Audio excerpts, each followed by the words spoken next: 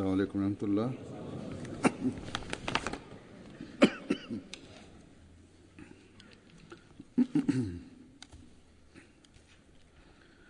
अशहदु अल्ला इलाहा इल्लल्लाह वहदहु ला शरीका लहु व अशहदु अन्ना मुहम्मदन अब्दुहु व रसूलुहु अम्मा बअदु फ़अऊज़ु बिल्लाहि मिनश शैतानिर रजीम। बिस्मिल्लाहिर रहमानिर रहीम। अल्हम्दुलिल्लाहि रब्बिल आलमीन अर्रहमानिर रहीम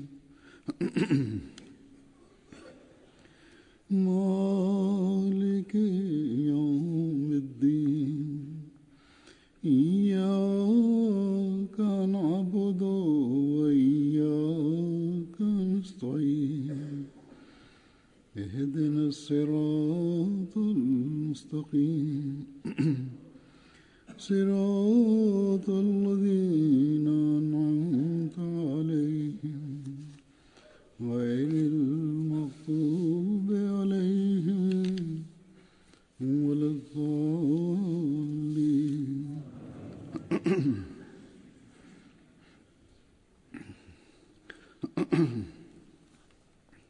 ഹസ്രത്ത് മസീഹ് മൗഊദ് അലൈഹിസ്സലാത്തു വസ്സലാമിന്റെ വാദത്തിന്റെയും ജമാഅത്തിന്റെ സ്ഥാപനത്തിന്റെയും കാലം മുതൽ ഇന്നുവരേക്കും ഹസ്രത്ത് മസീഹ് മൗഊദ് അലൈഹിസ്സലാത്തു വസ്സലാമിനും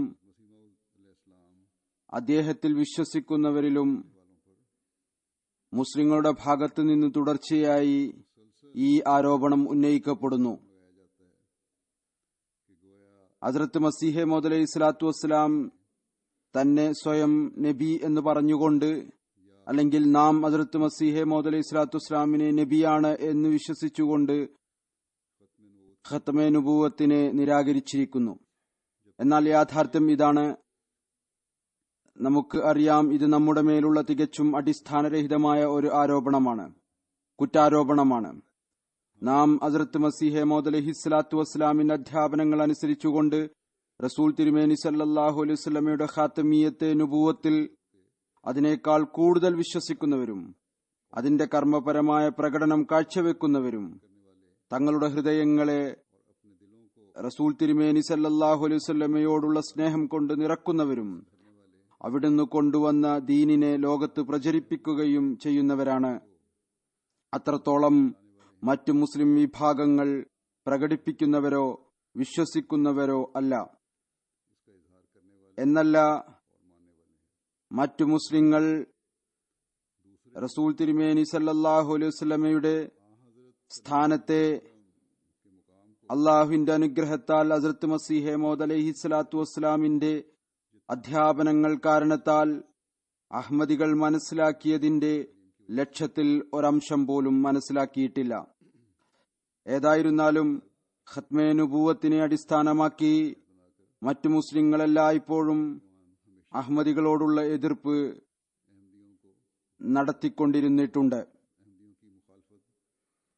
ഇടയ്ക്കിടയ്ക്ക് ഏതെങ്കിലും കാര്യം എടുത്ത് ഇതിൽ കൂടുതൽ പ്രകോപനം കാണിക്കുന്നു, വീര്യം കാണിക്കുന്നു. അല്ലെങ്കിൽ നാമധാരികളായ പണ്ഡിതന്മാരും സംഘടനകളും മുസ്ലിങ്ങളെ ഈ കാര്യത്തിൽ പ്രകോപിപ്പിക്കാൻ മുമ്പത്തേക്കാൾ ഉപരിയായി ശ്രമം നടത്തുന്നു. കഴിഞ്ഞ ദിവസം ഗ്ലാസ്ഗോയിൽ അഹ്മദിയുടെ ഷഹാദത്ത് നടന്നു. അതുകാരണം എതിരാളികൾ തങ്ങളുടെ ജീവൻ രക്ഷപ്പെടുത്തുന്നതിനു വേണ്ടി ഈ പ്രശ്നം മതവികാരത്തിന്റെ പ്രശ്നമാക്കാൻ ശ്രമം നടത്തുകയുണ്ടായി. എന്നാൽ ഗവൺമെന്റിന്റെ പോസിറ്റീവായ രീതിയും പ്രസിന്റെ അപരിമിതമായ താൽപര്യവും കാരണം പ്രത്യക്ഷമായ നിലയിൽ മാപ്പ് പറയുന്ന രീതിയും അവലംബിച്ചു.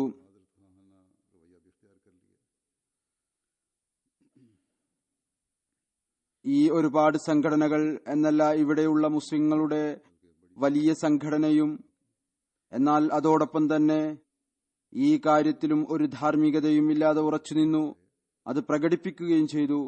അഹമ്മദികൾ ഏതായിരുന്നാലും മുസ്ലിങ്ങൾ അല്ല.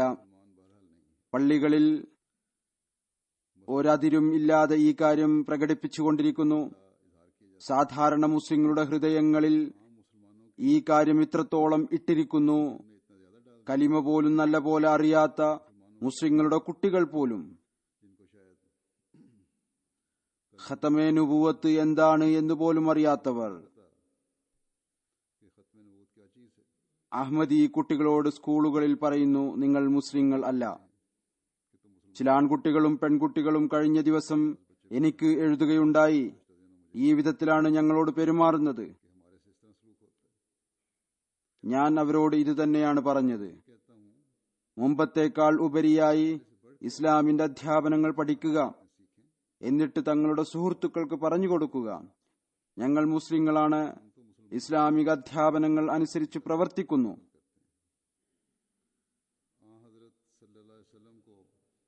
റസൂലുള്ളാഹി സ്വല്ലല്ലാഹു അലൈഹി വസല്ലമയെ ഖാതമുൻ നബിയീൻ എന്ന് വിശ്വസിക്കുന്നു. റസൂൽ തിരുമേനി സ്വല്ലല്ലാഹു അലൈഹി വസല്ലമയുടെ പ്രവചനം അനുസരിച്ചുകൊണ്ട് വരാനിരിക്കുന്ന മസീഹെ മഊദിനെ റസൂൽ തിരുമേനിയുടെ ദാസനും അങ്ങേ പിൻപറ്റിയ നബിയുമായി വിശ്വസിക്കുന്നു. ഏതായിരുന്നാലും ലോകത്തിലെ വിവിധ രാജ്യങ്ങളിൽ അഹമ്മദികൾക്കെതിരിൽ ഈ പ്രകോപനം ഇടയ്ക്കിടയ്ക്കുണ്ടായിക്കൊണ്ടിരിക്കും. ഇപ്പോൾ മീഡിയയും യാത്രയുടെ വേഗതയാർന്ന മാർഗങ്ങൾ കാരണത്താലും സൗകര്യങ്ങളാലും എതിരാളികളും എതിർപ്പും എല്ലായിടങ്ങളിലും എത്തുന്നു. അതുകൊണ്ട് ലോകത്തിലെ ഒരു രാജ്യവും തന്നെ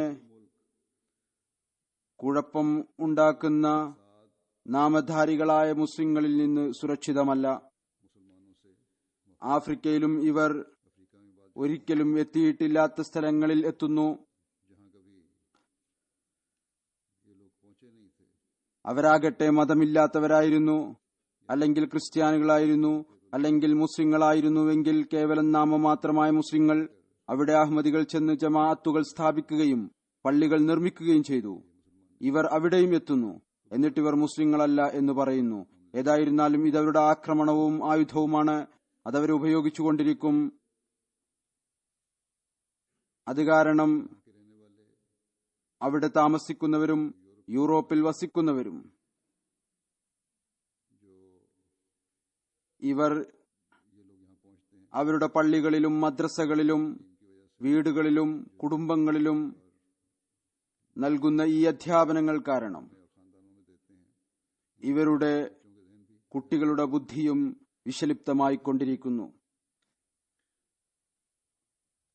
എന്നാൽ എവിടെയെല്ലാം ഇവർ എത്തുന്നുവോ അതോടൊപ്പം നമ്മുടെയും എല്ലാ കുട്ടികളുടെയും യുവാക്കളുടെയും നിർബന്ധ കടമയാണ് ഇസ്ലാമിന്റെ യഥാർത്ഥ അധ്യാപനങ്ങൾ പൂർണ്ണമായ നിലയിൽ മനസ്സിലാക്കുക എന്നത്. ഈ കാലഘട്ടത്തിൽ തുറന്ന നിലയിൽ നമുക്ക് ഹദ്റത്ത് മസീഹ് മൗഊദ് അലൈഹി സ്വലാത്തു വസ്സലാം പറഞ്ഞു തന്ന അധ്യാപനങ്ങൾ ഗ്രഹിക്കുക.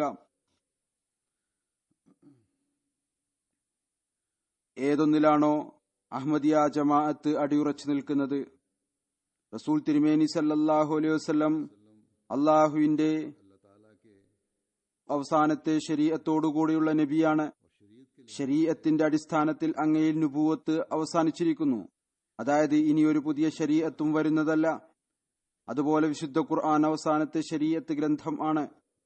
അതുപോലെ ഹദ്റത്ത് മസീഹ് മൗഊദ് അലൈഹി സ്വലാത്തു വസ്സലാം റസൂൽ തിരുമേനി സല്ലല്ലാഹു അലൈഹി വസല്ലമയുടെ ദാസത്വത്തിൽ വന്ന അങ്ങയുടെ ദാസനായ നബിയാണ്. അങ്ങയുടെ ശരീഅത്തിനെ നടപ്പിൽ വരുത്തുന്ന നബിയാണ്. അദ്ദേഹം റസൂൽ തിരുമേനി സല്ലല്ലാഹു അലൈഹി വസല്ലമയുടെ ശരീഅത്തിനെ തന്നെയാണ് ലോകത്ത് പ്രചരിപ്പിക്കുക. ഏതായിരുന്നാലും എതിർപ്പിൽ ജമാഅത്തിനോടുള്ള അള്ളാഹുവിന്റെ പെരുമാറ്റം നാം എല്ലായ്പ്പോഴും കണ്ടിട്ടുണ്ട്. എപ്പോഴാണോ എതിർപ്പ് വർദ്ധിച്ചത്, ഈ എതിർപ്പുകൾ ജമാഅത്തിന് വളമായ രീതിയിലാണ് പ്രവർത്തിച്ചത്. ഇതുകൊണ്ട് നമുക്ക് ഒരിക്കലും ഒരു വിധത്തിലുള്ള വ്യാകുലതയും ഇല്ല, ഉണ്ടായിട്ടില്ല, ഉണ്ടാകാനും പാടുള്ളതല്ല. ഇപ്പോഴുള്ള ഈ എതിർപ്പ് മുഖേനയും മീഡിയയിലൂടെ ജമാഅത്തിന്റെ വളരെ വിശാലമായ നിലയിലുള്ള പരിചയമുണ്ടായി. ഒരുപക്ഷെ മുമ്പ് നമുക്ക് ഇത്ര കുറഞ്ഞ കാലം കൊണ്ട് ഇത് ചെയ്യാൻ സാധിക്കുമായിരുന്നില്ല. ഈ രാജ്യത്തും ഈ കാര്യത്തിലേക്ക് ഒരുപാട് ശ്രദ്ധ ഉണ്ടായിട്ടുണ്ട് എന്നു മാത്രമല്ല, ചില അഹമ്മദി യുവാക്കൾ അവർ മതത്തിൽ അധികം താല്പര്യമില്ലാത്തവരായിരുന്നു. അവരിൽ ചിലർക്ക് ജമാഅത്തുമായി ഇത്രയധികം ഇരിപ്പും നടപ്പും ഉണ്ടായിരുന്നില്ല, അല്ലെങ്കിൽ വരാറുണ്ടായിരുന്നില്ല. ഒന്നുകിൽ പെരുന്നാളിനോ മറ്റോ വരും, അല്ലെങ്കിൽ ദൂരത്ത് നിന്ന് ബന്ധം വെച്ചു. എന്നാൽ ഈ മീഡിയ മുഖേന അവർക്കും അറിയാൻ കഴിഞ്ഞു, ഞങ്ങൾ ഹസ്രത്ത് മസീഹ് മൗഊദ് അലൈഹി സ്വലാത്തു വസ്സലാമിനെ നബിയായിട്ടാണ് വിശ്വസിക്കുന്നത്. എന്നാൽ റസൂൽ തിരുമേനി സല്ലല്ലാഹു അലൈഹി വസല്ലമയുടെ ദാസത്വത്തിൽ ഹസ്രത്ത് മസീഹ് മൗഊദ് അലൈഹി സ്വലാത്തു വസ്സലാം റസൂൽ തിരുമേനിയോടുള്ള ദാസത്വത്തിന്റെ കടമ ഏത് വിധത്തിലാണ് നിറവേറ്റിയത്? റസൂൽ തിരുമേനി സല്ലല്ലാഹു അലൈഹി വസല്ലമയുടെ ഖാത്തമുൻ നബിയീൻ എന്ന സ്ഥാനത്തെ എപ്രകാരമാണ് സ്ഥാപിച്ചു കാണിച്ചു തന്നത്? നമുക്ക് ഏത് വിധത്തിലാണ് മാർഗദർശനം നൽകിയത്? ഇതിനെക്കുറിച്ച് ഹസ്രത്ത് മസീഹ് മൗഊദ് അലൈഹി സ്വലാത്തു വസ്സലാമിന്റെ തന്നെ ചില നിർദ്ദേശങ്ങൾ ഞാൻ കേൾപ്പിക്കാം. ഹസ്രത്ത് മസീഹ് മൗഊദ് അലൈഹി സ്വലാത്തു വസ്സലാം പറയുന്നു, നല്ലവണ്ണം ഓർത്തുകൊള്ളുക, ഒരാൾ മുസൽമാൻ ആകാൻ സാധ്യമല്ല, റസൂൽ തിരുമേനി സല്ലല്ലാഹു അലൈഹി വസല്ലമയുടെ അനുധാവകൻ ആകാൻ സാധ്യമല്ല, ഏതുവരെ റസൂൽ തിരുമേനി സല്ലല്ലാഹു അലൈഹി വസല്ലമയെ ഖാത്തമുൻ നബിയീൻ എന്ന് വിശ്വസിക്കുന്നില്ലയോ, ഏതുവരെ ഈ പുതിയ കാര്യങ്ങളിൽ നിന്ന് വിട്ടുനിൽക്കുന്നില്ലയോ, അതായത് ഈ പുതിയ പുതിയ കാര്യങ്ങളിൽ നിന്ന്, വിവിധങ്ങളായ ദിക്റുകളിൽ നിന്നും, വിവിധങ്ങളായ ബിദ്അത്തുകളിൽ നിന്നും മതത്തിൽ ഇവർ ഉൾപ്പെടുത്തിയതാണ് അത്, അതിൽ നിന്നെല്ലാം ഏതുവരെ വിട്ടുനിൽക്കുന്നില്ലയോ?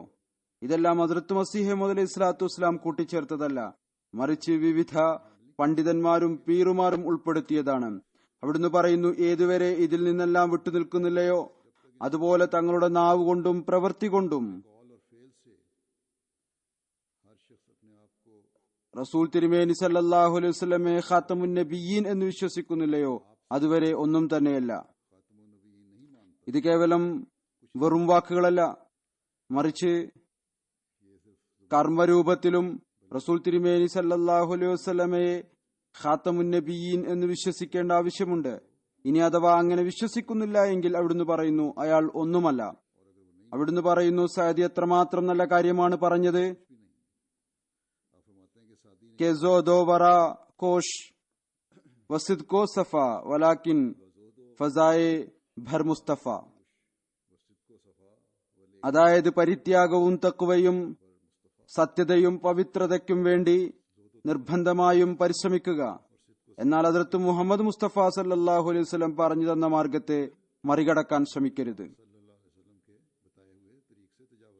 അവിടുന്ന് പറയുന്നു, നമ്മുടെ വാദം ഏതൊന്നിനു വേണ്ടിയാണോ അള്ളാഹു നമ്മുടെ ഹൃദയത്തിൽ ആവേശമിട്ടിരിക്കുന്നത്, അത് റസൂൽ തിരുമേനി സല്ലല്ലാഹു അലൈഹി വസല്ലമയുടെ നുബുവത്ത് മാത്രം സ്ഥാപിക്കുക എന്നത് ഒന്നു മാത്രമാണ്. ഏതൊന്നാണോ എല്ലാ കാലത്തെയും മനുഷ്യർക്കായി അള്ളാഹു സ്ഥാപിച്ചിരിക്കുന്നത്, എല്ലാ വ്യാജ നുബുവത്തുകളെയും തകർത്ത് തരിപ്പണമാക്കുക. ഏതൊന്നാണോ ഇവർ തങ്ങളുടെ ബിദ്അത്തുകൾ മുഖേന സ്ഥാപിച്ചിരിക്കുന്നത്, ഇവർ പുതിയ പുതിയ ബിദ്അത്തുകൾ ഉണ്ടാക്കി റസൂൽ തിരുമേനി സല്ലല്ലാഹു അലൈഹി വസല്ലമയുടെ അധ്യാപനങ്ങളിൽ നിന്ന് വ്യതിചലിച്ചിരിക്കുകയാണ്. യഥാർത്ഥത്തിൽ ഇവരാണ് നുബുവത്തിന്റെ മുദ്രയെ തകർത്തവർ. പറയുന്നു, ഈ എല്ലാ സിംഹാസനങ്ങളെയും നിങ്ങൾ നോക്കുക, കർമ്മരൂപത്തിൽ വീക്ഷിക്കുക, അതായത് പീറുമാരുടെ സിംഹാസനം, എന്നിട്ട് പ്രവൃത്തി രൂപത്തിൽ വീക്ഷിക്കുക. റസൂൽ തിരുമേനി സല്ലല്ലാഹു അലൈഹി വസല്ലമയുടെ ഖത്മെ നുബുവത്തിൽ നാമാണോ വിശ്വസിച്ചിരിക്കുന്നത്, അതോ അവരാണോ? പറയുന്നു, ഇത് അക്രമപരവും കുഴപ്പമുണ്ടാക്കുന്നതുമായ കാര്യമാണ്. അതായത് ഖത്മെ നുബുവത്ത് എന്നതുകൊണ്ട് അള്ളാഹുവിന്റെ ഉദ്ദേശം ഇത്ര മാത്രമാണ്, നാവ് കൊണ്ട് ഖാത്തമുൻ നബിയീൻ എന്ന് പറയുക. എന്നിട്ട് നിങ്ങൾ ഇഷ്ടപ്പെടുന്ന പ്രകാരം പ്രവർത്തിക്കുക. തങ്ങളുടേതായ മറ്റൊരു ശരീഅത്ത് നിർമ്മിക്കുക. ബഗ്ദാദി നമസ്കാരം, മഅക്രൂസ് നമസ്കാരം മുതലായവ ചില മുസ്ലിം വിഭാഗങ്ങളും ഫിർഖകളും കണ്ടുപിടിച്ചതാണ്. പറയുന്നു, വിശുദ്ധ ഖുർആനിൽ നിന്നോ നബി കരീം സല്ലല്ലാഹു അലൈഹി വസല്ലമയുടെ പ്രവൃത്തിയിൽ നിന്നോ ഇതിന്റെ എന്തെങ്കിലും സൂചന ലഭിക്കുമോ? അതേപോലെ തന്നെ യാ ഷേഖ് അബ്ദുൽ ഖാദർ ജീലാനി ഷൈഅൻ ലില്ലാ എന്ന് പറയുന്നതിനും തെളിവ് എവിടെ നിന്നെങ്കിലും വിശുദ്ധ ഖുർആനിൽ നിന്ന് ലഭിക്കുമോ? റസൂൽ തിരുമേനി സല്ലല്ലാഹു അലൈഹി വസല്ലമയുടെ കാലഘട്ടത്തിൽ ഷേഖ് അബ്ദുൽ ഖാദർ ജീലാനി റഹ്മത്തുള്ളാഹി അലൈഹിയുടെ അസ്തിത്വം തന്നെ ഉണ്ടായിരുന്നില്ല. പിന്നെ ഇത് ആരാണ് പറഞ്ഞു തന്നത്? ലജ്ജിക്കുക. ശരീഅത്തെ ഇസ്ലാമിനെ പിൻപറ്റുന്നതിന്റെയും അനുഷ്ഠിക്കുന്നതിന്റെയും പേരാണോ ഇത്? സ്വയം തീരുമാനിക്കുക. ഈ കാര്യങ്ങൾ വിശ്വസിച്ചുകൊണ്ട് ഇത്തരം കർമ്മങ്ങൾ വെച്ചുകൊണ്ട് നിങ്ങൾക്ക് ഞാൻ ഖാത്തമുൻ നബിയിന്റെ മുദ്രയെ തകർത്തുവെന്ന് എന്നിൽ ആരോപണം ഉന്നയിക്കാനുള്ള യോഗ്യതയുണ്ടോ? യാഥാർത്ഥ്യവും സത്യസന്ധവുമായ കാര്യം ഇതാണ്. അഥവാ നിങ്ങൾ നിങ്ങളുടെ പള്ളികൾ ബിദ്അത്തുകളെ പ്രവേശിപ്പിച്ചിരുന്നില്ല എങ്കിൽ ഖാത്തമുൻ നബിയിൻ സല്ലല്ലാഹു അലൈഹി വസല്ലമയുടെ യഥാർത്ഥ നുബുവത്തിൽ വിശ്വസിച്ചുകൊണ്ട് അങ്ങയുടെ പ്രവൃത്തിയെയും കാൽപ്പാടുകളെയും തങ്ങളുടെ ഇമാമാക്കിക്കൊണ്ട് ചരിച്ചിരുന്നുവെങ്കിൽ പിന്നെ എന്റെ വരവിന്റെ തന്നെ ആവശ്യം ഉണ്ടായിരുന്നു. നിങ്ങളുടെ ഈ ബിദ്അത്തുകളും പുതിയ നുബുവത്തും തന്നെയാണ് അള്ളാഹുവിന്റെ ആത്മാഭിമാനത്തെ ആവേശത്തിലാക്കുകയും റസൂൽ തിരുമേനി സല്ലല്ലാഹു അലൈഹി വസല്ലമയുടെ പുതപ്പിൽ ഒരാളെ അയക്കുകയും ചെയ്തത്. അദ്ദേഹം ഈ വ്യാജ നുബുവത്തിന്റെ ബിംബങ്ങളെ തകർത്ത് തരിപ്പണമാക്കുന്നതിനു വേണ്ടി, അതെ, ഈ ജോലിക്ക് വേണ്ടിയാണ് അള്ളാഹു എന്നെ നിയോഗിച്ചയച്ചിരിക്കുന്നത്. അവിടുന്ന് പറയുന്നു, സിംഹാസനത്തിற்கு സുജൂദ് ചെയ്യുന്നത് അല്ലെങ്കിൽ അവരുടെ വീടുകൾക്ക് തവാഫ് ചെയ്യുന്നത് ഇതൊരു സാധാരണ പൊതുവായ കാര്യമാണ്. ചുരുക്കത്തിൽ അള്ളാഹു ഈ ജമാഅത്തിനെ റസൂൽ തിരുമേനി സല്ലല്ലാഹു അലൈഹി വസല്ലമയുടെ നുബുവത്തിനെയും അഭിമാനത്തെയും വീണ്ടും സ്ഥാപിക്കുന്നതിനു വേണ്ടിയാണ് സ്ഥാപിച്ചിരിക്കുന്നത്. പറയുന്നു, ഒരാളുടെ പ്രേമിയാണ് എന്നറിയപ്പെടുന്നു, അഥവാ അദ്ദേഹത്തെ പോലെ ആയിരക്കണക്കിന് ആളുകൾ വേറെയും ഉണ്ട് എങ്കിൽ അയാളുടെ സ്നേഹത്തിനും പ്രേമത്തിനും എന്ത് പ്രത്യേകതയാണുള്ളത്? അതായത് ഒരാളോട് അനുരക്തി ഉണ്ട് എങ്കിൽ, അഥവാ അതുപോലെ ആയിരക്കണക്കിന് ആളുകൾ ജനിച്ചാൽ ആരെയാണോ നിങ്ങൾ സ്നേഹിക്കുന്നത് അതുപോലുള്ള 1000 പേരുണ്ട് എങ്കിൽ സ്നേഹിക്കപ്പെടുന്ന വ്യക്തിക്കുള്ള വ്യതിരിക്തതയും പ്രത്യേകതയും എന്താണ്? പറയുന്നു, അഥവാ ഇവർ റസൂൽ തിരുമേനി സല്ലല്ലാഹു അലൈഹി വസല്ലമയോടുള്ള സ്നേഹത്തിലും ഇഷ്കിലും ഇവർ വാദിക്കുന്ന പ്രകാരം വിലയം പ്രാപിച്ചവരാണ് എങ്കിൽ എന്തുകൊണ്ടാണ് ആയിരക്കണക്കിന് മന്ദിരങ്ങളും ഖബറുകളും ഇവർ പൂജിക്കുന്നത്? മദീന ത്വയ്യിബയിൽ ഇവർ പോകുന്നു, എന്നാൽ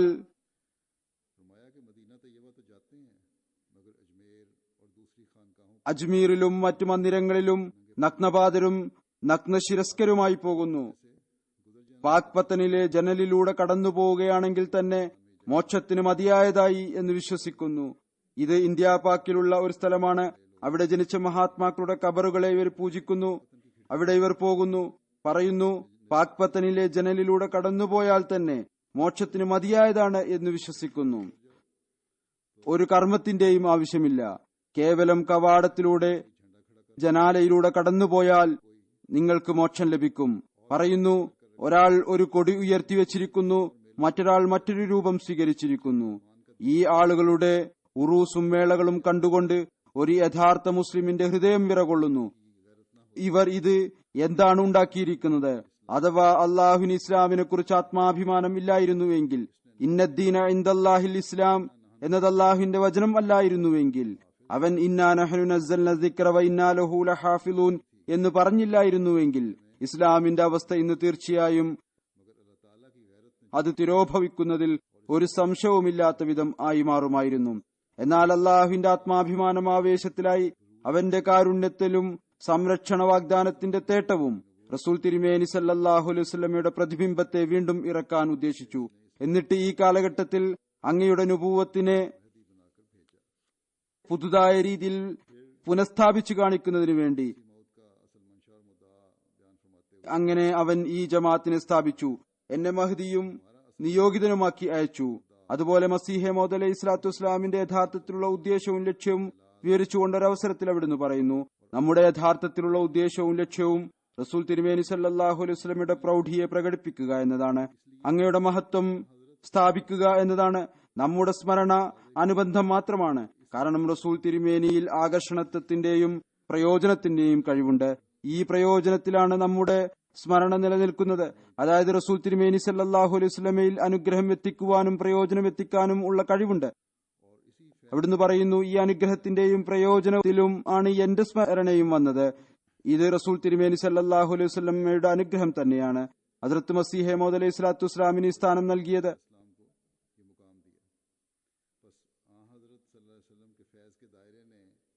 റസൂൽ തിരുമേനി സല്ലല്ലാഹു അലൈഹി വസല്ലമയുടെ അനുഗ്രഹത്തിന്റെ വൃത്തം ഹദ്റത്ത് മസീഹ് മൗഊദ് അലൈഹി സ്വലാത്തു വസ്സലാം തന്നിൽ സ്വരൂപിച്ചു. ഇനി മുതൽ റസൂൽ തിരുമേനി സല്ലല്ലാഹു അലൈഹി വസല്ലമയോടൊപ്പം അങ്ങയുടെ സത്യസന്ധനായ ദാസന്റെ സ്മരണയും ഉൾപ്പെട്ടു. പിന്നീട് ഈ കാര്യം അങ്ങയുടെ നിയോഗത്തിന്റെ ഉദ്ദേശം മുസ്ലിങ്ങളിൽ 1000 വർഷത്തെ അന്ധകാരത്തിന്റെ കാലഘട്ടം കാരണം പുതുതായ കാര്യങ്ങളും വിദഗ്ധകളും ഉണ്ടായത്, അതിന്റെ പരിഷ്കരണമാണ്.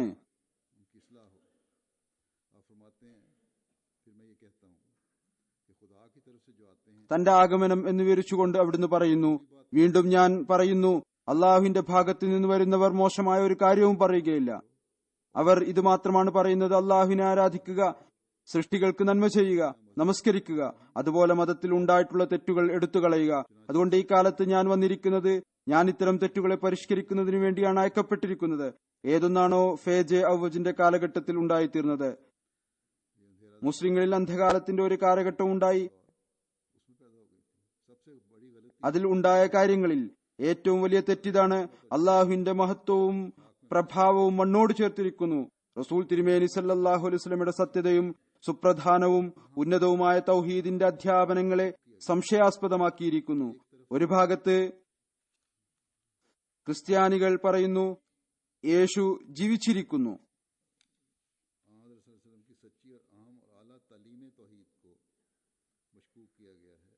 നിങ്ങളുടെ നബി സല്ലല്ലാഹു അലൈഹി വസല്ലം ജീവിച്ചിരിക്കുന്നില്ല. അവർ ഇതിൽ നിന്ന് ഈസയെ ദൈവവും ദൈവപുത്രനുമായി കണക്കാക്കുന്നു. കാരണം അദ്ദേഹം 2000 വർഷമായി ജീവിച്ചിരിക്കുന്നു. കാലഘട്ടത്തിന്റെ ഒരു സ്വാധീനവും അദ്ദേഹത്തിനുണ്ടായിട്ടില്ല. മറുഭാഗത്ത് മുസ്ലിങ്ങൾ ഈ കാര്യം അംഗീകരിക്കുകയും ചെയ്തു. തീർച്ചയായും മസീഹ് ജീവനോടുകൂടി ആകാശത്ത് പോവുക തന്നെ ചെയ്തിട്ടുണ്ട്. 2000 വർഷമായി ഇപ്പോഴും അതുപോലെ തന്നെ ജീവനോടെ നിലനിൽക്കുന്നുണ്ട്.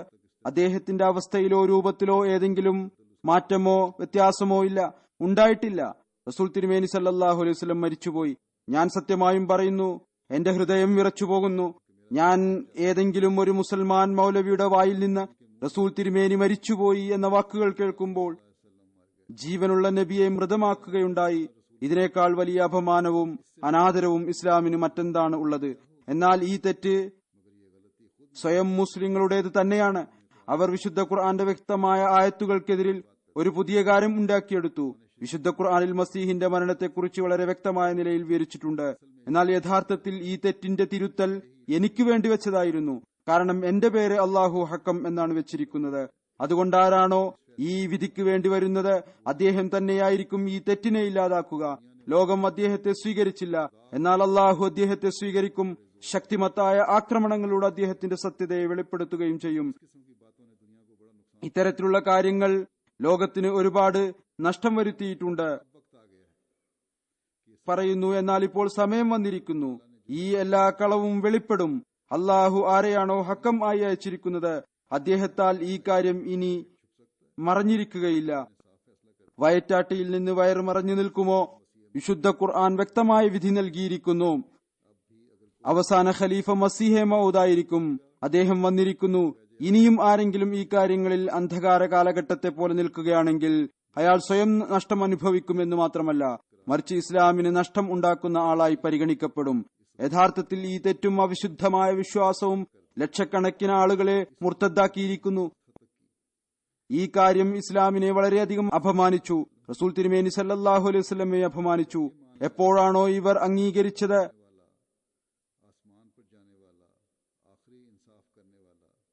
മരിച്ചവനെ ജീവിപ്പിച്ചവൻ, ആകാശത്ത് പോയവൻ, അവസാനം നീതി നടപ്പാക്കുന്നവൻ യേശു മിശീഹയാണ്, പിന്നെ നമ്മുടെ നബി കരീം സല്ലല്ലാഹു അലൈഹി വസല്ലം മആദല്ലാ ഒന്നുമല്ലാതായില്ലേ? എന്നാൽ അങ്ങയെ റഹ്മത്തുൽ ആലമീൻ എന്നാണ് വിശേഷിപ്പിച്ചിരിക്കുന്നത്. അദ്ദേഹം മുഴുവൻ ജനങ്ങൾക്കും റസൂലായിട്ടാണ് വന്നത്. ഖാത്തമുൻ നബിയീൻ അങ്ങ് തന്നെയാണ്. മുസ്ലിങ്ങൾ എന്ന് പറഞ്ഞുകൊണ്ട് ഇത്തരം നിരർത്ഥകമായ വിശ്വാസമുള്ളവർ, ഇതും ഒരു വിശ്വാസമാണ്. ഇന്ന് നിലവിലുള്ള പക്ഷികളിൽ ചിലത് മസീഹിന്റേതാണ്, കുറച്ച് അള്ളാഹുവിന്റേതാണ്.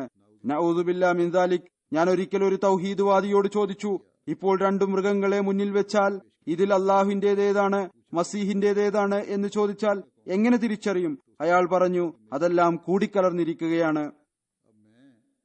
ഇനി ഞാൻ ഹസ്രത്ത് മസീഹ് മൗഊദ് അലൈഹി സ്വലാത്തു വസ്സലാമിന്റെ ചില സംഭവങ്ങളും നിർദ്ദേശങ്ങളും കേൾപ്പിക്കാം. അതിൽ നിന്ന് അങ്ങയുടെ ജീവിതത്തിന്റെ ചില വശങ്ങൾ തെളിഞ്ഞു വരും.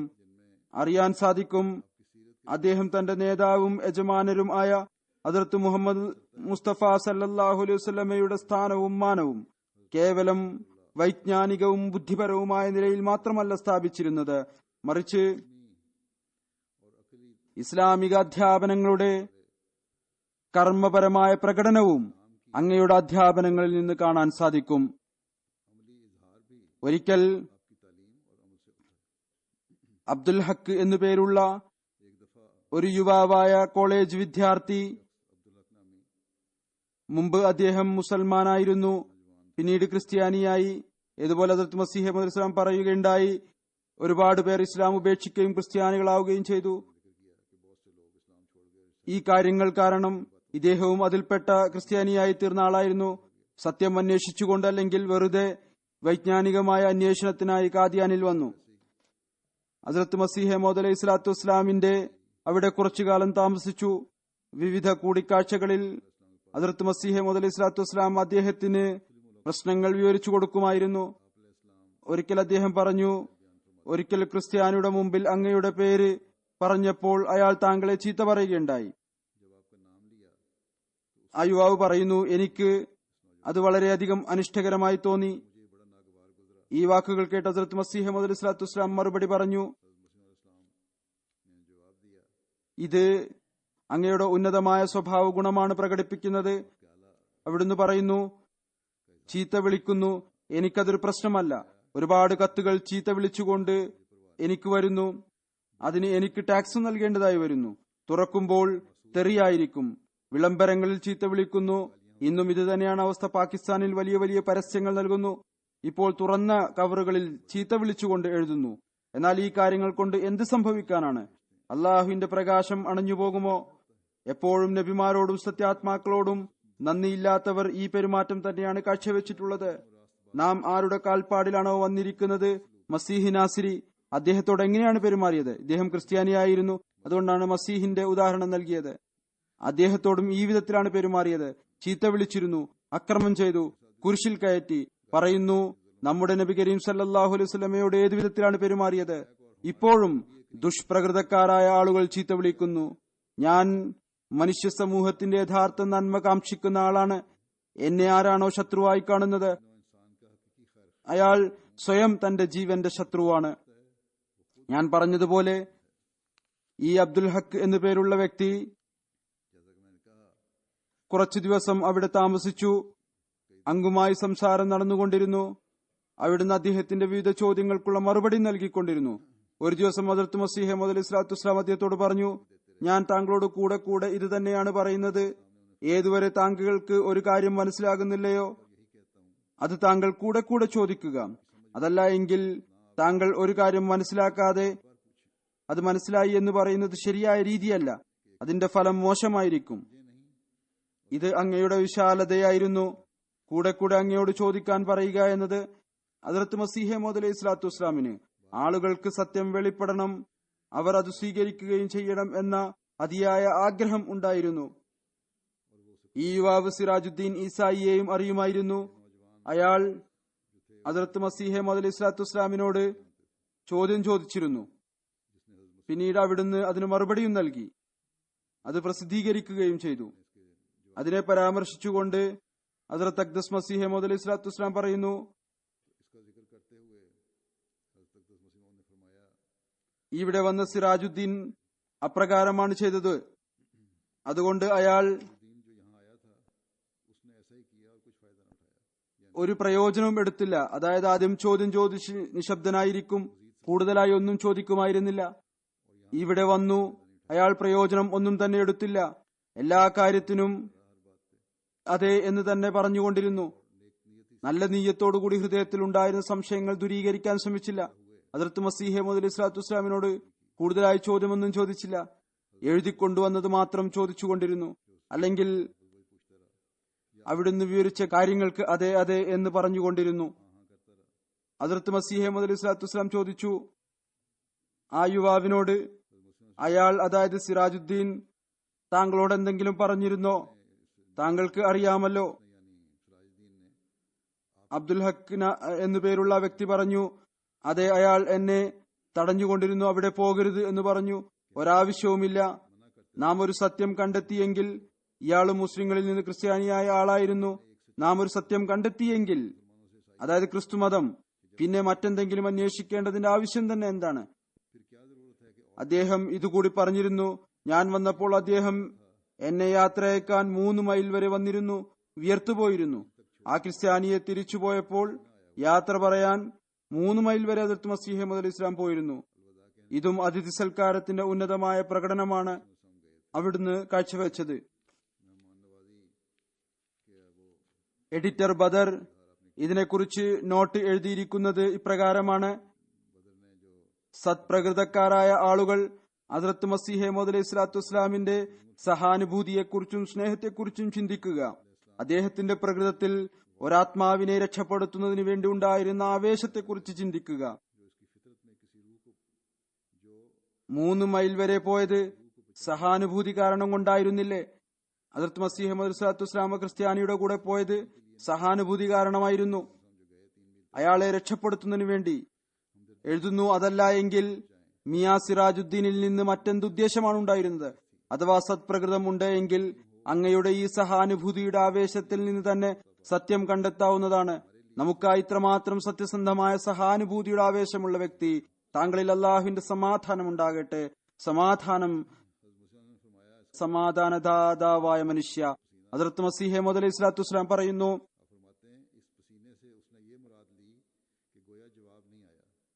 അയാൾ പറഞ്ഞു, മസീഹ് മൗഊദ് അലൈഹി സ്വലാത്തു വസ്സലാമിന് വിയർപ്പ് വന്നിരുന്നു എന്നതിനെ കുറിച്ച്. അവിടുന്ന് പറയുന്നു, ഈ വിയർപ്പ് കൊണ്ട് അയാൾ ഉദ്ദേശിച്ചത് അഥവാ മറുപടി പറയാൻ സാധിച്ചില്ല എന്നാണ്. ഖേദകരം, താങ്കൾ അയാളോട് ചോദിക്കുക, അയാൾ പിന്നെ ഇവിടെ താമസിച്ച് നമസ്കരിച്ചു കൊണ്ടിരുന്നത് എന്തിനു വേണ്ടിയായിരുന്നു? അയാൾ ഇവിടെ വന്നപ്പോൾ ഹദ്റത്ത് മസീഹ് സ്വല്ലല്ലാഹു അലൈഹി വസല്ലമിന്റെ പക്കൽ നമസ്കരിക്കുകയും ചെയ്യാറുണ്ടായിരുന്നു. പറയുന്നു, എനിക്ക് തൃപ്തിയായി എന്ന് അയാൾ പറഞ്ഞിട്ടുണ്ടായിരുന്നില്ലേ? എന്റെ മുന്നിൽ വന്നാൽ ഞാൻ സത്യം ചെയ്തുകൊണ്ട് ചോദിക്കും. മുന്നിൽ വന്ന് നിൽക്കുമ്പോൾ അല്പം ലജ്ജ തോന്നും. ഏതായിരുന്നാലും അബ്ദുൽ ഹക്ക് സാഹിബ് പറയുന്നു, ഞാൻ നമസ്കാരത്തെക്കുറിച്ച് ചോദിച്ചിരുന്നു. അദ്ദേഹം പറഞ്ഞു, ഞാൻ നമസ്കരിക്കാറുണ്ടായിരുന്നു. അവസാനം ഞാൻ പറഞ്ഞു, ഞാൻ ഏതെങ്കിലും തണുത്ത പ്രദേശത്ത് പോയി ശേഷം തീരുമാനം എടുക്കും. ഇതാണ് സിറാജുദ്ദീൻ മറുപടി നൽകിയത്. ഇതും മിസ്റ്റർ സിറാജുദ്ദീൻ പറഞ്ഞിരുന്നു, മീർസ സാഹിബ് പ്രസിദ്ധി ആഗ്രഹിക്കുന്ന വ്യക്തിയാണ്. ഞാൻ 4 ചോദ്യങ്ങൾ ചോദിച്ചിരുന്നു, അതിന്റെ മറുപടി പ്രസിദ്ധീകരിച്ചു. ഹദ്റത്ത് മസീഹ് മൗഊദ് സ്വല്ലല്ലാഹു അലൈഹി വസല്ലം പറഞ്ഞു, ഇതിൽ പ്രസിദ്ധി ആഗ്രഹിക്കുന്ന ഒരു കാര്യവുമില്ല. നാം എന്തിനു വേണ്ടി സത്യത്തെ മറച്ചുവെക്കണം? അങ്ങനെ മറച്ചുവെച്ചാൽ പാപമായി തീരും. അള്ളാഹു എന്നെ നിയോഗിച്ചയച്ചിരിക്കുമ്പോൾ സത്യം വെളിപ്പെടുത്തുക തന്നെ ചെയ്യും. എന്നെ ഏൽപ്പിച്ചിരിക്കുന്ന ജോലി അതിനെ സൃഷ്ടികളിലേക്ക് എത്തിക്കുക എന്നതാണ്. എന്നെ ആരെങ്കിലും പ്രസിദ്ധി ആഗ്രഹിക്കുന്നവൻ എന്ന് പറയുന്നതോ മറ്റെന്തെങ്കിലും പറയുന്നതോ എനിക്കൊരു പ്രശ്നമല്ല. താങ്കൾ വീണ്ടും അദ്ദേഹത്തിന് കത്തെഴുതുക, അദ്ദേഹം കുറച്ചുകാലം ഇവിടെ വന്ന് താമസിക്കട്ടെ. ഏതൊരു ജോലിക്ക് വേണ്ടിയാണോ അള്ളാഹു അദ്ദേഹത്തെ നിയോഗിച്ചയച്ചിരുന്നത്, അതിനെ കേവലം ഒരു വ്യക്തിയിൽ മാത്രം ഒതുക്കുകയല്ല, മറിച്ച് ഇതിൽ നിന്ന് മറ്റെല്ലാവർക്കും പ്രയോജനം ഉണ്ടാകുമെങ്കിൽ, അത് മുഖേന ഇസ്ലാമിന്റെ യാഥാർത്ഥ്യം വെളിപ്പെടുമെങ്കിൽ. ഈ മറുപടി അവിടുന്ന് മറ്റുള്ളവർക്ക് വേണ്ടിയും പ്രസിദ്ധീകരിച്ചു. ഏതെങ്കിലും പേരിനോ പ്രസിദ്ധിക്കോ വേണ്ടിയായിരുന്നില്ല ചെയ്തത്. അങ്ങയുടെ എല്ലാ പ്രവൃത്തിയും ഇസ്ലാമിന്റെയും റസൂൽ തിരുമേനിയുടെയും അഭിമാനവും സ്ഥാനവും സ്ഥാപിക്കുന്നതിന് വേണ്ടിയായിരുന്നു. ഏതായിരുന്നാലും ഈ യുവാവ് അബ്ദുൽ ഹക്കുമായി ഒരുപാട് കാര്യങ്ങൾ അവിടുന്ന് നടക്കാനിറങ്ങുമ്പോൾ സംസാരിക്കുമായിരുന്നു.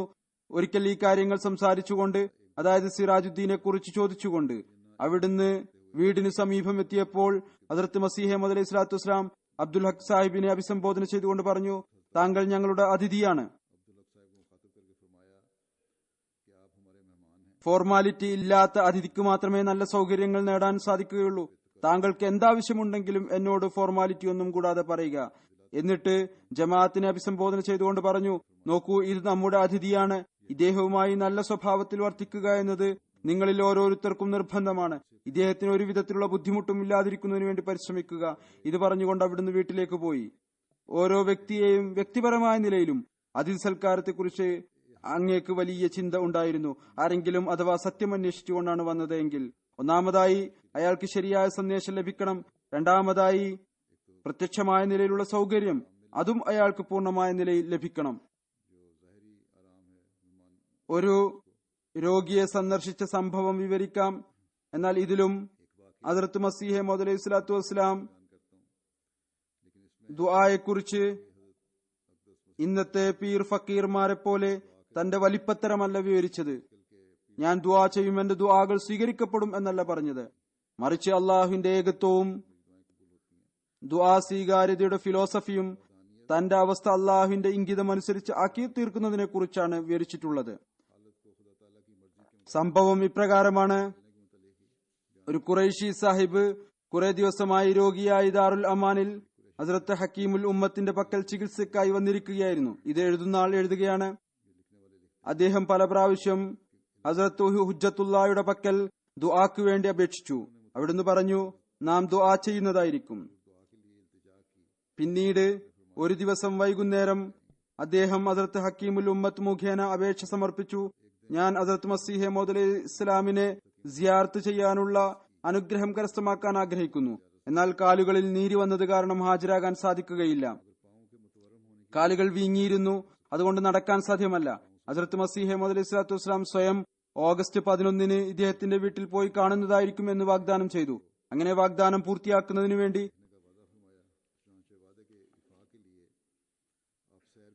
അവിടുന്ന് നടക്കാനായി പുറപ്പെട്ടപ്പോൾ തന്നെ സേവകരോടൊപ്പം അദ്ദേഹം താമസിച്ചിരുന്ന വീട്ടിലെത്തി. കുറച്ചു സമയം രോഗത്തിന്റെ പൊതുവിലുള്ള അവസ്ഥയെക്കുറിച്ച് ചോദിച്ചു. അതിനുശേഷം തബ്ലീഗ് എന്ന നിലയിൽ പറഞ്ഞു. തബ്ലീഗിനുള്ള ഒരവസരവും അവിടുന്ന് നഷ്ടപ്പെടുത്തി കളയുമായിരുന്നില്ല. ഇസ്ലാമിന്റെ യഥാർത്ഥ അധ്യാപനങ്ങൾ പറഞ്ഞു കൊടുക്കാൻ ആഗ്രഹിച്ചിരുന്നു. പറഞ്ഞു, ഞാൻ ദുആ ചെയ്തിട്ടുണ്ട്, താങ്കളുടെ സന്ദേശം ലഭിച്ചിരുന്നു, ഞാൻ ദുആ ചെയ്തിട്ടുണ്ട്. എന്നാൽ യഥാർത്ഥ കാര്യം ഇതാണ്, കേവലമുള്ള ദുആ കൊണ്ടൊന്നും സാധ്യമല്ല. ഏതുവരെ അള്ളാഹുവിന്റെ അഭീഷ്ടവും കൽപ്പനയും ഇല്ലയോ. ആവശ്യക്കാരായ ആളുകൾക്ക് എത്രമാത്രം പ്രയാസങ്ങൾ ഉണ്ടായിരിക്കും. എന്നാൽ ഭരണാധികാരി പറയുന്നത് കൊണ്ടോ അല്പം ശ്രദ്ധിക്കുന്നത് കൊണ്ടോ പ്രയാസം ദൂരീകരിക്കപ്പെടുന്നു. ചില ആളുകൾക്ക് ആവശ്യമുണ്ടായിരിക്കും. അവർ തങ്ങളുടെ പ്രയാസങ്ങളും പേറി ഭരണാധികാരികളുടെ അടുത്തു പോകുന്നു. അദ്ദേഹത്തിന്റെ ശ്രദ്ധ കൊണ്ടും സഹായം കൊണ്ടും അത് ദൂരീകരിക്കപ്പെടുന്നു. അതുപോലെ അള്ളാഹുവിന്റെ കൽപ്പന കൊണ്ടാണ് എല്ലാം സംഭവിക്കുക. ഞാൻ ദുആ സ്വീകാര്യത അനുഭവിക്കുന്നത് അള്ളാഹുവിന്റെ ഭാഗത്ത് നിന്ന് കൽപ്പനയും അഭീഷ്ടവും ഉണ്ടാകുമ്പോഴാണ്. കാരണം അവൻ ഉദ്ഊനി എന്ന് പറഞ്ഞിട്ടുണ്ട്, എന്നാൽ അസ്തജിബു ലക്കും എന്നും പറഞ്ഞിട്ടുണ്ട്. അതായത് ഞാൻ നിങ്ങളുടേത് കേൾക്കും. എന്നാൽ കേൾക്കുന്ന കാര്യത്തിൽ കൽപ്പനയുടെയും അഭീഷ്ടത്തിന്റെയും നിബന്ധന കൂടെയുണ്ട്. ഇതിനായി അള്ളാഹുവിന്റെ വാക്കുകളെ വിശ്വസിക്കേണ്ടത്, അവനെ ആരാധിക്കേണ്ടതും നിർബന്ധമാണ്. അവിടുന്ന് പറയുന്നു, ദാസൻ തന്റെ അവസ്ഥയിൽ ഒരു പരിശുദ്ധ മാറ്റം ഉണ്ടാക്കേണ്ടത് അനിവാര്യമാണ്. ഉള്ളിന്റെ ഉള്ളിൽ അല്ലാഹുവുമായി രഞ്ജിപ്പിലെത്തുക. താൻ ലോകത്ത് എന്ത് ഉദ്ദേശത്തിനു വേണ്ടിയാണ് വന്നിരിക്കുന്നത് എന്ന് അന്വേഷിക്കുക. എത്രത്തോളം ഈ ഉദ്ദേശം പൂർത്തിയാക്കുന്നതിനു വേണ്ടി പരിശ്രമിച്ചിട്ടുണ്ട്. ഏതുവരെ മനുഷ്യൻ അള്ളാഹുവിനെ വളരെയധികം കോപാകുലനാക്കുന്നില്ലയോ അതുവരെ ഏതെങ്കിലും പ്രയാസത്തിൽ അകപ്പെടുകയില്ല. എന്നാൽ മനുഷ്യൻ പരിവർത്തനം നടത്തിയാൽ അള്ളാഹു കാരുണ്യത്തോടുകൂടി തിരിയുന്നതായിരിക്കും. അപ്പോൾ ചികിത്സകന് കാര്യം മനസ്സിലാകുന്നു. അതായത് അള്ളാഹു കാരുണ്യത്തോടുകൂടി തിരിയുമ്പോൾ ഡോക്ടർക്കും ശരിയായ രീതിയിൽ അയാളുടെ രോഗം നിർണയിക്കുവാനുള്ള കഴിവ് ലഭിക്കുന്നു, അറിവ് നൽകുന്നു. പറയുന്നു, അള്ളാഹുവിനൊരു കാര്യവും പ്രയാസകരമല്ല, മറിച്ച് അവന്റെ പ്രൗഢി തന്നെ ഇതാണ്. ഇന്നമാ അംറുഹു ഇദാ അറാദ ശൈഅൻ അൻ യഖൂല ലഹു കുൻ ഫയകൂൻ. അവന്റെ കൽപ്പന തന്നെ മതിയായതാണ്. അവൻ ഏതെങ്കിലും കാര്യം ഉദ്ദേശിക്കുമ്പോൾ അവൻ അതിനോട് പറയുന്നു, അത് ഉണ്ടാവുക. ഉടനെ തന്നെ അത് ഉണ്ടാകാൻ തുടങ്ങുന്നു. പറയുന്നു, ഒരിക്കൽ ഞാൻ പത്രത്തിൽ വായിച്ചിട്ടുണ്ട്, ഒരു ഡെപ്യൂട്ടി ഇൻസ്പെക്ടർ പെൻസിൽ കൊണ്ട് നഖത്തിലെ മാലിന്യം എടുക്കുകയായിരുന്നു. അത് മുഖേന അദ്ദേഹത്തിന്റെ കൈക്ക് മുറിവേറ്റു. അവസാനം ഡോക്ടർ കൈ മുറിച്ചു കളയണം എന്ന അഭിപ്രായം പറഞ്ഞു. അദ്ദേഹം നിസ്സാര കാര്യമായി ഗണിച്ചു. എന്നാൽ അതിന്റെ പരിണിത ഫലമായി അയാൾ നശിച്ചുപോയി, മരിച്ചുപോയി. ഇതുപോലെ ഒരിക്കൽ ഞാൻ നഖം കൊണ്ട് പെൻസിൽ ശരിയാക്കി. രണ്ടാമത്തെ ദിവസം ഞാൻ നടക്കാൻ പോയപ്പോൾ എനിക്ക് ഇതേ ഡെപ്യൂട്ടി ഇൻസ്പെക്ടറെ ഓർമ്മ വന്നു. അതോടൊപ്പം എന്റെ കൈകൾക്ക് മുറിവ് പറ്റുകയും ചെയ്തു. ഞാൻ ആ സമയത്ത് തന്നെ ദുആ ചെയ്തു. അപ്പോൾ ഇൽഹാമുണ്ടായി. പിന്നീട് നോക്കുമ്പോൾ കൈ പൂർണ്ണമായും സുഖം പ്രാപിച്ചിരുന്നു. ഏതെങ്കിലും മുറിവോ ബുദ്ധിമുട്ടോ ഉണ്ടായിരുന്നില്ല. ചുരുക്കത്തിൽ ഈ കാര്യം അള്ളാഹു തന്റെ അനുഗ്രഹം ചൊരിയുമ്പോൾ പിന്നീട് ഒരു പ്രയാസവും ബാക്കി ഉണ്ടാവുകയില്ല. എന്നാൽ ഇതിനായി മനുഷ്യൻ തന്റെ ഉള്ളിൽ പരിവർത്തനം ഉണ്ടാക്കണം എന്നത് നിർബന്ധ കാര്യമാണ്. പിന്നീട് അവൻ ആരെയാണോ പ്രയോജനമുള്ള അസ്തിത്വമായി കാണുന്നത് അയാളുടെ ജീവിതത്തിൽ പുരോഗതി നൽകുന്നു. അതായത് അള്ളാഹു ആരെയാണോ ഇദ്ദേഹം മുഖേന പ്രയോജനം ഉണ്ടാകും എന്ന് കാണുന്നത്, ലോകത്തിന് പ്രയോജനം ഉണ്ടാകും എന്ന് കരുതുന്നത് അയാൾക്ക് ജീവിതത്തിൽ പുരോഗതി നൽകുന്നു. ചിലത് വ്യത്യസ്തമായിരിക്കും, എന്നിരുന്നാലും പൊതുവിൽ അള്ളാഹുവിന്റെ പെരുമാറ്റ രീതി പ്രകാരം ആയിരിക്കും. പറയുന്നു, നമ്മുടെ ഗ്രന്ഥത്തിൽ ഇതിനെക്കുറിച്ച് വ്യക്തമായ രൂപത്തിൽ എഴുതിയിട്ടുണ്ട്.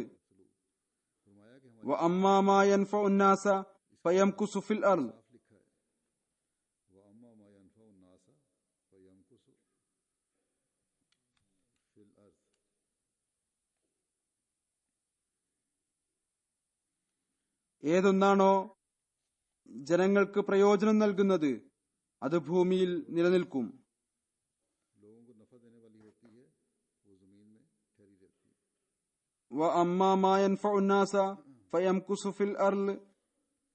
പറയുന്നു, ഇതുതന്നെയാണ് പൂർവകാല ഗ്രന്ഥങ്ങളിൽ കാണാൻ സാധിക്കുന്നതും ഹിസ്കേൽ നബിയുടെ ഗ്രന്ഥത്തിലും രേഖപ്പെടുത്തിയിട്ടുണ്ട്. പറയുന്നു, മനുഷ്യൻ വലിയ ജോലിക്ക് വേണ്ടിയാണ് അയക്കപ്പെട്ടിരിക്കുന്നത്. എന്നാൽ സമയം വരുമ്പോൾ അവൻ ഈ ജോലിയെ പൂർത്തിയാക്കുന്നില്ല എങ്കിൽ അള്ളാഹു അവന്റെ ജോലി പൂർത്തിയാക്കുന്നു. സേവകനെ കുറിച്ച് തന്നെ നോക്കുക.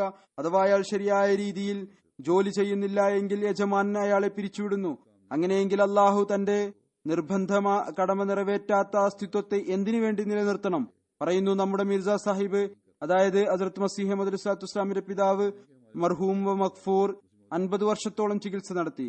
അദ്ദേഹത്തിന്റെ വാക്കുകളാണ്, അദ്ദേഹത്തിന് പൂർണമായും ഭേദമാക്കുന്ന ഒരൊറ്റ മരുന്നും പോലും ലഭിച്ചിട്ടില്ല. സത്യം ഇതാണ്, അള്ളാഹുവിന്റെ അനുമതിയില്ലാതെ മനുഷ്യന്റെ അകത്തു പോകുന്ന ഓരോ കണികയും പ്രയോജനരഹിതമാണ്. തൗബയും ഇസ്തിഗ്ഫാറും വളരെയധികമായി ചെയ്യേണ്ടതാണ്. അള്ളാഹുവിന്റെ അനുഗ്രഹം ലഭിക്കുന്നതിന് വേണ്ടി അള്ളാഹുവിന്റെ അനുഗ്രഹം വരുമ്പോൾ ദുആയും സ്വീകരിക്കപ്പെടുന്നു. അള്ളാഹു ഇത് തന്നെയാണ് പറയുന്നത്, ഞാൻ ദുആ സ്വീകരിക്കും. ചിലപ്പോൾ പറയുന്നു, എന്റെ വിധിയും അംഗീകരിക്കുക. അതുകൊണ്ട് ഏതുവരെ അനുമതിയില്ലയോ അതുവരെ ഞാൻ സ്വീകാര്യത അല്പം മാത്രമേ പ്രതീക്ഷിക്കുകയുള്ളൂ. മനുഷ്യൻ അങ്ങേയറ്റം ബലഹീനനും കഴിവില്ലാത്തവനുമാണ്. അള്ളാഹുവിന്റെ കാരുണ്യത്തിൽ ദൃഷ്ടി പതിപ്പിക്കുകയാണ് വേണ്ടത്. പിന്നീട് അവിടുന്ന് നമ്മെ ഹഖൂഖുല്ലാഹിലേക്കും ഹഖൂഖുൽ ഇബാദിലേക്കും യഥാർത്ഥ ഇസ്ലാമിക അധ്യാപനങ്ങളുടെ അടിസ്ഥാനത്തിൽ മാർഗദർശനം നൽകുകയുണ്ടായി. തന്റെ മാതൃക ഈ വിധം സ്ഥാപിക്കുകയുണ്ടായി. ഏതു പ്രകാരമാണോ അദ്ദേഹം തന്റെ നേതാവും യജമാനരുമായ ഹദ്റത്ത് മുഹമ്മദ് മുസ്തഫ സല്ലല്ലാഹു അലൈഹി വസല്ലമയിൽ നിന്ന് പഠിച്ചത്, അദ്ദേഹത്തെ കാണുകയും അദ്ദേഹത്തിൽ നിന്ന് പഠിക്കുകയും ചെയ്തത്. അവിടുന്ന് പറയുന്നു, അള്ളാഹുവിന്റെ അവകാശങ്ങളിൽ ഏറ്റവും വലിയ അവകാശം അവനെ ആരാധിക്കുക എന്നതാണ്. ഈ ആരാധന ഏതെങ്കിലും വ്യക്തിപരമായ ഉദ്ദേശത്തിൽ അധിഷ്ഠിതമായിരിക്കരുത്. മറിച്ച് അഥവാ സ്വർഗവും നരകവും ഇല്ല എങ്കിൽ പോലും അവനെ ആരാധിക്കേണ്ടതാണ്. സൃഷ്ടിക്ക് തന്റെ സൃഷ്ടാവിനോടുള്ള ഈ വ്യക്തിപരമായ സ്നേഹത്തിൽ ഒരു വ്യത്യാസവും ഉണ്ടാകാൻ പാടില്ല. ഇന്ന് ഈ ഒരു ആരോപണമാണ് ദീനിന്റെ എതിരാളികൾ ഉന്നയിക്കുന്നത്.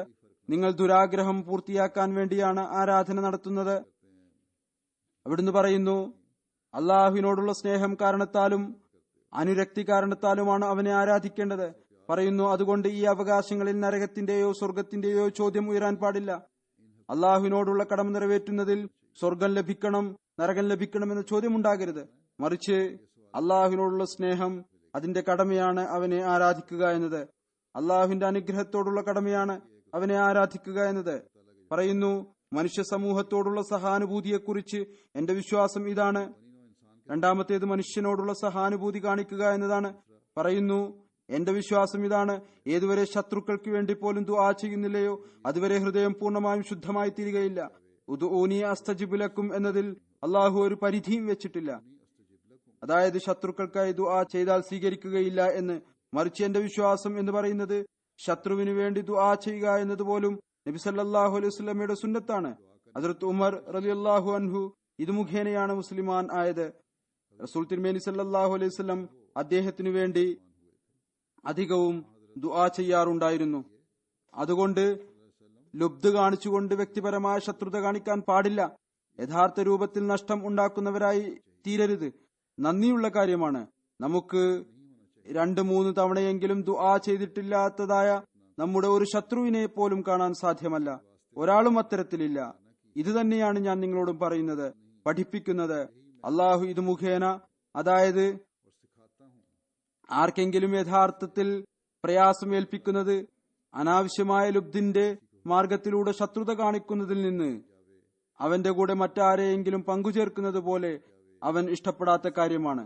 അതായത് അനാവശ്യമായ ശത്രുതയും മറ്റുള്ളവർക്ക് ബുദ്ധിമുട്ടേൽപ്പിക്കുന്നതും അള്ളാഹുവിന് വളരെയധികം അനിഷ്ടകരമാണ്. ഏതുപോലെ അവനെ പങ്കുകാരെ കൽപ്പിക്കുന്നുവോ, ഒരു സ്ഥലത്ത് അവൻ വിച്ഛേദനം ഇഷ്ടപ്പെടുന്നില്ല, ഒരു സ്ഥലത്ത് അവൻ കൂടിച്ചേരുന്നതും ഇഷ്ടപ്പെടുന്നില്ല. അതായത് ഒരു സ്ഥലത്ത് വേർപാട് ആഗ്രഹിക്കുന്നില്ല,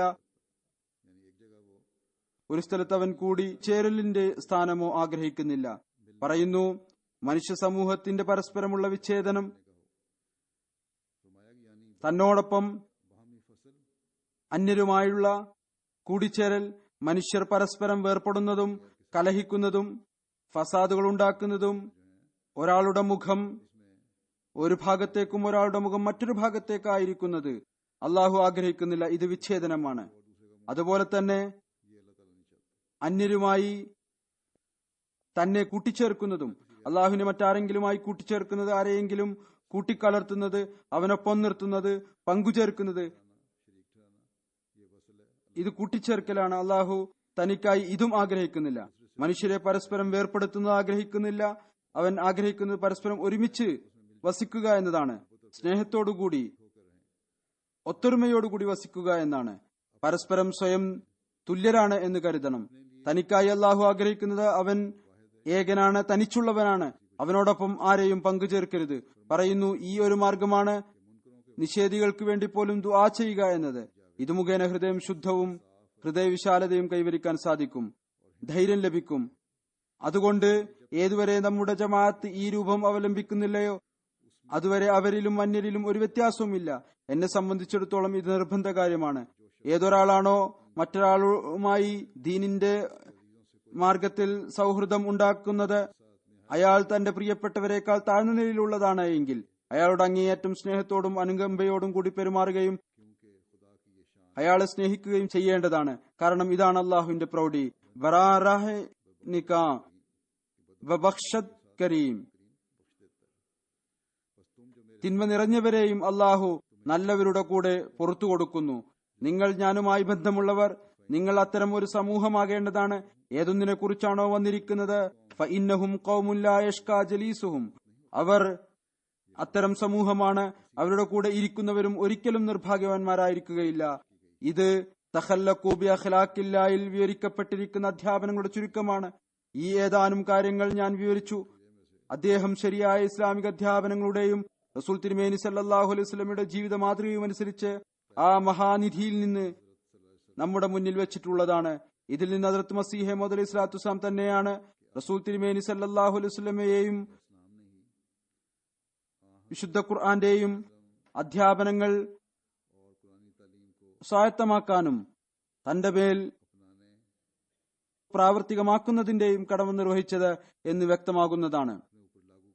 കേവലം ഖത്മെ നുബുവത്തിന്റെ മുദ്രാവാക്യം മുഴക്കുക മാത്രമല്ല ചെയ്തത്, മറിച്ച് അങ്ങയുടെ ഓരോ വാക്കും പ്രവൃത്തിയും തന്റെ നേതാവിന്റെയും യജമാനന്റെയും പിൻപറ്റിക്കൊണ്ടായിരുന്നു.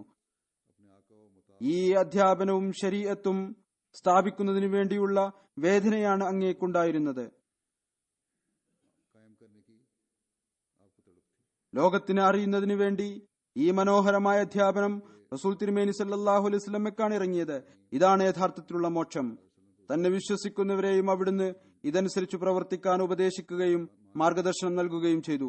അള്ളാഹു നമുക്ക് ഹദ്റത്ത് മസീഹ് മൗഊദ് അലൈഹി സ്വലാത്തു വസ്സലാമിന്റെ ജമാഅത്തിൽ ഉൾപ്പെട്ടതിന്റെ കടമ നിർവഹിക്കുവാനുള്ള തൗഫീക്ക് നൽകുമാറാകട്ടെ. വിശുദ്ധ ഖുർആനും സുന്നത്തും അനുസരിച്ച് കർമ്മപരമായ മാതൃക സ്ഥാപിക്കാൻ സാധിക്കുന്നതോടൊപ്പം റസൂൽ തിരുമേനി സല്ലല്ലാഹു അലൈഹി വസല്ലമയുടെ സ്ഥാനത്തിന്റെ യഥാർത്ഥ ഗ്രാഹ്യവും നമുക്ക് നൽകുമാറാകട്ടെ. ഇസ്ലാമിന്റെ യഥാർത്ഥ ചിത്രം നാം ലോകത്തിന് കാണിച്ചു കൊടുക്കുന്നവരായി തീരട്ടെ.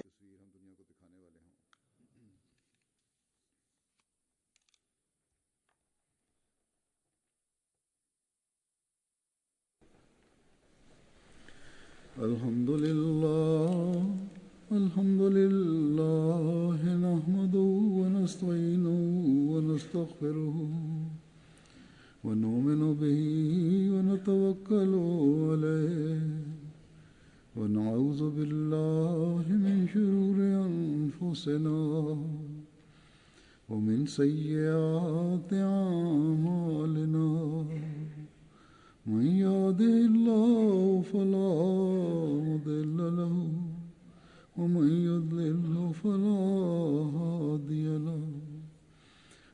ونشهد أن لا إله إلا الله ونشهد أن محمدا عبده ورسوله عباد الله رحمكم الله إن الله يأمر بالعدل والإحسان وإيتاء ذي القربى وينهى عن الفحشاء والمنكر والبغي يعظكم لعلكم تذكرون اذكروا الله يذكركم وادعوه يستجب لكم ولذكر الله أكبر